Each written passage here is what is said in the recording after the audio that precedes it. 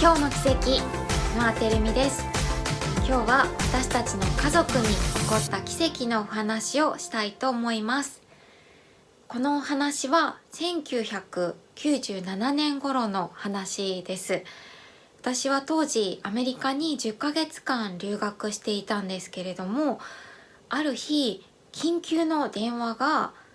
日本から私の元にかかってきました。でその電話は両親からで、私のおばあちゃん祖母が危篤なので一時帰国しないかといったそういった内容の電話でした。で私が留学する際におばあちゃんはすごく元気だったので、すごくその話に驚いて、ただ何はともあれ一時帰国することにしました。で帰りの、飛行機の中ではやっぱり心配で、神様におばあちゃんの命が守られるように、そして癒されるようにということをすごく祈って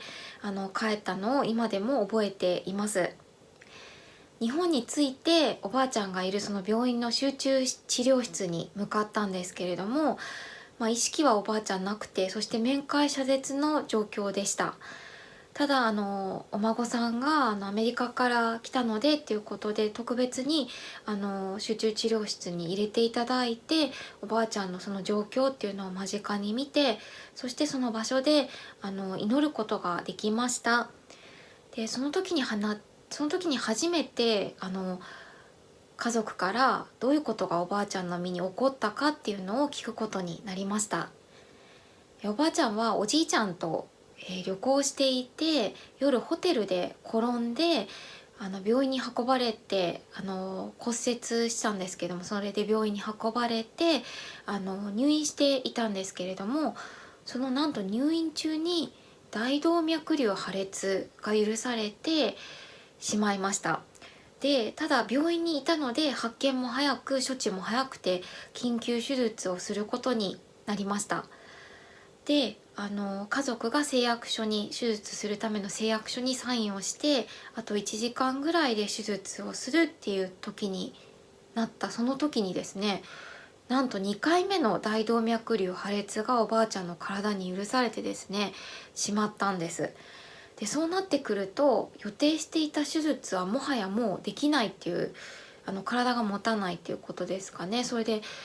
手術はできない。そして片方の肺がもう血が溜まってしまって機能していなくて、もう片方の肺で息をするっていう、そういう状況になっていて、そしてもう何もすることができないので、このままだと呼吸困難でおばあちゃんは亡くなるだろうっていうことを病院の先生からは言われたそうです。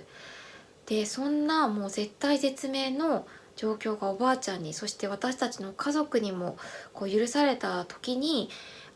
クリスチャンであるおばさんと、そして私の姉は必死に神様に祈ったそうです。でおばはですね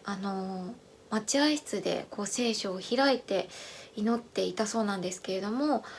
神にとって不可能なことは何一つありませんっていう言葉がすごく心に留まって、ああそうだ、神様には不可能なことがないから諦めずに祈ろうっていうことを思わされ、そして神様には奇跡を行う力があるっていうことを本当に信じて祈ったそうです。そしてそれを家族にもみんな言って、そして祈り続けたそうです。そして姉はおばあちゃんの命を取らないでくださいって、まだ神様のこと知らないので、その神様に出会うことができるその時間を与えてくださいっていうことをすごく祈ったそうなんです。そうするとなんと不思議なことが起きたんです。あるこの研修医の先生がいたんですけれども、その先生が声をかけてこられて、実は一つ方法がないわけではないんですっていうことを家族に言ったんですね。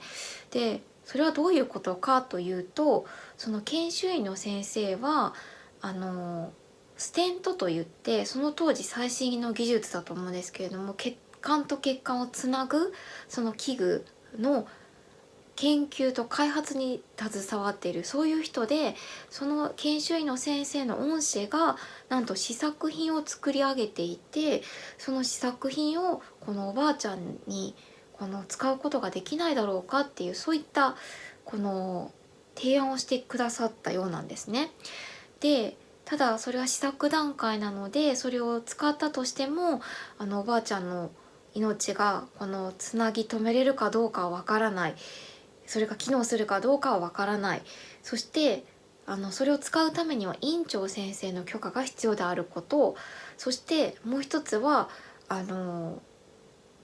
それを行うにはだいたい700万ぐらいの費用が実費で必要になるだろうということを言われたそうなんです。で私たち家族は特におじいちゃんはもうおばあちゃんのためなら何でもしてくれということで、その先生にも頼んで、その先生も本当に対応してくださって、院長先生に掛け合ってくださって、そして院長先生からの許可も下りて、なんとその専門のお医者さんが3人もそのおばあちゃんがいるこの病院に駆けつけてくださって、ステントを持って、そしてその処置をしてくださることになりました。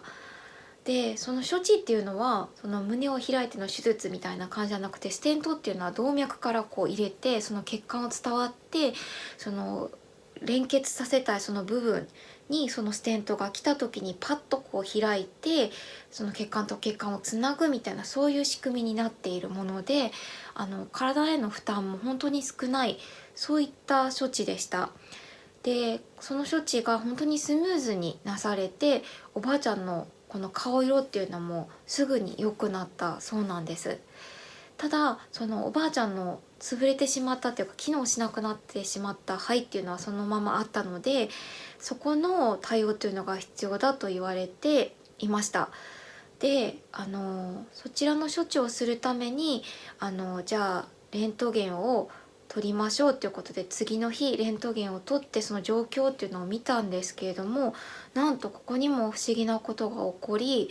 その肺の中にあった血っていうのが全てきれいに取り去られていて消えていて、そしてこの機能が失われていた肺の機能っていうのも取り戻されて回復しているっていうことが、このレントゲンを通して分かったんです。でこれも本当に奇跡だと思うんですけれども、そのようにして神様はおばあちゃんの体を守ってくださって、その処置っていうのが全て本当にスムーズになされていきました。でもう一つその700万かかると言われていたその費用なんですけれども、それも学術的研究っていうこともあって、私たち家族は一切負わなくてもいいことになって、なんと本当に、その費用さえもカバーされて、本当に全ての面において神様が私たちの家族を助けてくださったなっていうことを思わされました。でちょうど私がそのアメリカから一時帰国したのは、おばあちゃんのその肺の機能が回復したその時ぐらいだったかなと思うんですけれども、その私が日本にいた1ヶ月間っていうのはおばあちゃんの意識っていうのは戻らなかったんですけれども、私は病院に行ってそばでお祈りしたりすることができる期間でした。で私がアメリカに帰ってすぐぐらいにおばあちゃんはこの意識を取り戻して、そしてそこからめきめきと元気になっていったんです。でその半年後ぐらいに私がこの日本に帰国したその時には元気な姿で空港に迎えに来てくれていました。でその処置からですね、おばあちゃん4年間ぐらい命が延ばされて、その間に神様のことを知り、神様に出会って信じ、そして共に一緒にゴスペル歌ったり、そういう時間が私たち家族に与えられました。で本当に絶対絶命な、本当に希望がないというか絶望的な状況が本当に許されたその時に、神様は奇跡を起こしてくださって、私たちはみんな家族でその奇跡を体験することができました。で本当に今も生きて働かれる神様が私たちと共にいてくださるんだなっていうことを本当に深く体験する出来事となりました。本当に今振り返っても本当にすごい祝福だなっていうことを思わされています。今日は最後までこのお話を聞いてくださりありがとうございました。